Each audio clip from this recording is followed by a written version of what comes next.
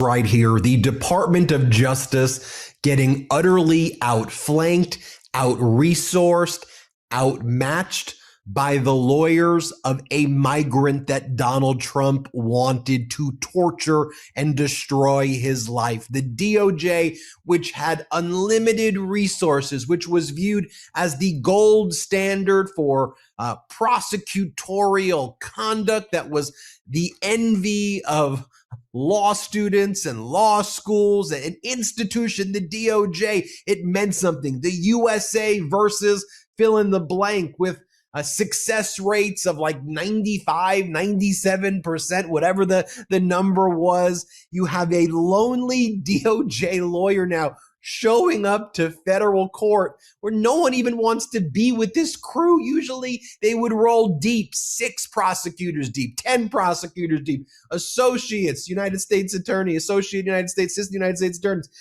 clerks, just people proud to be there. But it was one guy, one person who shows up in this federal court appearance. On the other hand, you had Abrego Garcia showing up in this Maryland federal court before Judge Zinnes, flanked by what looks like what the DOJ used to look like.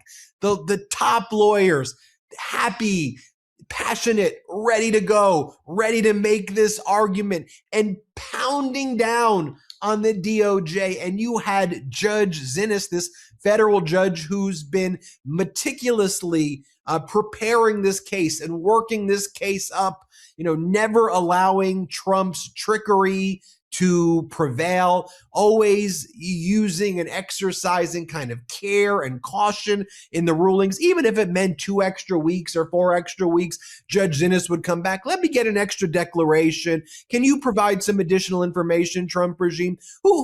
Let's have this witness testify, and we'll see if this witness actually is a declarant and knows what they're talking about. Oh, they're just making up that they know facts. You're giving me false witnesses after false witnesses who don't even know about this case. Oh, you've just misled me again. And so after Judge Zinnes's rulings, and also not in coordination, but also at the same time as the federal criminal case that the DOJ's been trying to charge and pursue, or trying to pursue against Abrego, is taking place, where Abrego's been making major victories there. As you all probably know, Abrego's been, he's now released. He's with his family. So this was like the first time where, in a non-detained setting, he shows up with his lawyers, where the Judge Zinnes, you've got your teams, you've got all of your resources, and you're usually outflanking the other side. But talk to us about this hearing, Harry. It's just wild, the difference. Remember, this is the guy who, starting one Saturday night, was mistakenly grabbed by the U.S., sent down to CCOT, promised he would never return to the U.S., promised he would never see freedom, then brought him back with criminal charges, and he was incarcerated there, and then grabbed him again and put him on a deportation hold, which they often can do. And now, finally, December 11th, the judge, Paula Zinnes, who's overseeing his habeas action on the immigration, ordered him freed, which is not something ordinarily you can do as against a deportation hold. They have a lot of authority there, which says it's been too long, they're not doing anything, ordered him freed. That was not so long ago. And here he shows up. It's the first time, Ben, that she even saw him, that she had him in his courtroom. But so it's yes, he's got 6 lawyers around him. He's in casual street garb. But then check this out. Abrego Garcia, his wife and legal team, were welcomed to the federal court building in Maryland by a boisterous reception that included a choir, bullhorn, and drum. Hello everyone, welcome back to our channel. If you care about trust, justice, and real American democracy, then you are at right place. Today's story is huge, shocking, and something Donald Trump does not want you to see. In a recent court hearing, some things unexpected happened. Donald Trump's side believed they were in control. They believed the Department of Justice would protect them, but instead they were completely outplayed in open court. Yes, you heard that right. Donald Trump DOJ was outflanked, outsmarted, and exposed right in front of the judge. So today we will explain what happened in court, why Trump's legal teams looked unprepared, how the DOJ lost control of the situations, and why this movement could be very dangerous for Trump. Stay with us till the end because the story changed everything. Why this court case matter? First, let's understand why this case is important. Donald Trump is not just a former president, he is also a man facing multiple legal troubles. For years, Donald Trump has claimed the justice system is against him. Judges are based prosecutors or politicals, and the DOJ is being used as a weapon. But heard the irony. In this case, it was Trump on DOJ that failed badly. This was not a small mistake. This was a major legal embarrassment, and it's happened in open court where everything is on the public record. What Trump team expected? Trump legal team walked into court feeling confident. They believed the justice would expect these argument, the DOJ position would go unchallenged. The case would move slowly and the pressure on Trump would reduce. They thought this was basis businesses as usual, but they were wrong, very wrong, because the other side came prepared, focused, and ready to attack. The moment everything's changed. During the hiring, the judge started asking very direct questions. These were not friendly questions, these were short, clear, and dangerous questions. The judge asked why certain evidence, why certain evidence were handled this way, why delay were happening, why previous claim did not match the fact. Donald Trump said struggled to answer. They paused, they avoided, they gave weak explanations, but that's when the outroom's atmosphere changed. DOJ get out finked. This is key moment. The option lawyers used Donald Trump on legal history against him. They showed past statement that candidates current claims documents that weakness Trump defense legal prosecutors that hurt DOJ positions.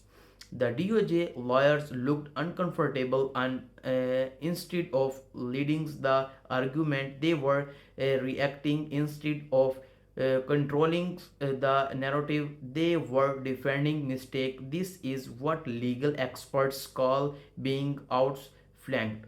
It means you are lose control, you are fall behind, you are facing to answer instead of attack.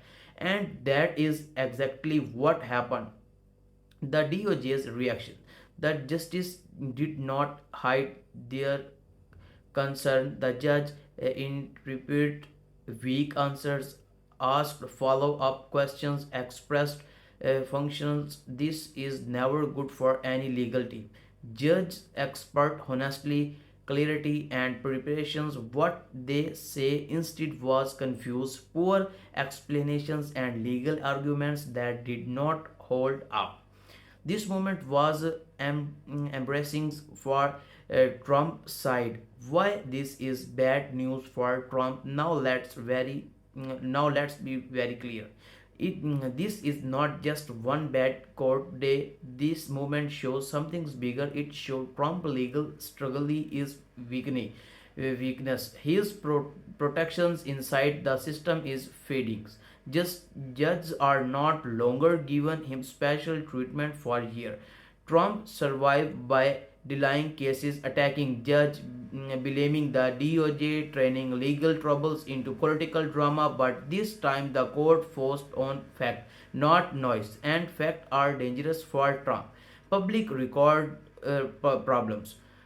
Everything said in court is now on the record. That means journalists can report it, lawyers can use it in other cases, judge can remember it. Trump cannot delete this He cannot tweet it away.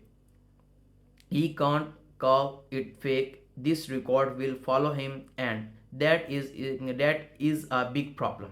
Legal experts react. Legal analysts watching this hearing noticed something important. They say this was not normal. Trump said looked weak than before. The judge was clearly speakly. Some experts even said this could be the beginning of the end of Trump's delay tactics. This is a powerful statement. Why this matter for America? This case is not just about Trump, it is about America democracy. It's sent a message now. One is above the law. Power does not arguments protections courts still matter. For many Americans, this was a moment of relief. They saw accountability, serious questionings, real justice. That is how the system is supposed to work. Trump usual response, but will it work? After movement like this, Trump usually attack the judge, attack the DOJ, attack the media, claims victims hold. We can expert the same again. But the problems court do not care about realize judge do not care about social media post evidence matter more than anger, and Trump is running out of space of hide. What happened next? This case will continue. More hirings are coming. More documents will be revealed. More pressure will build. Its Trump team continue to prefer like these things could get worse, much worse. Every mistake add up. Every weak answers stay on record. Final thought, let's be honestly. This was a turning point. Trump walked into court expecting control. He walked out exposed. His DOJ was outflanked. His arguments were questioned. His confused was shaking, and for the first time in a long time, the courtroom, not Trump, controlled the story. What your opinion? Below the comment, and thank you for watching my video.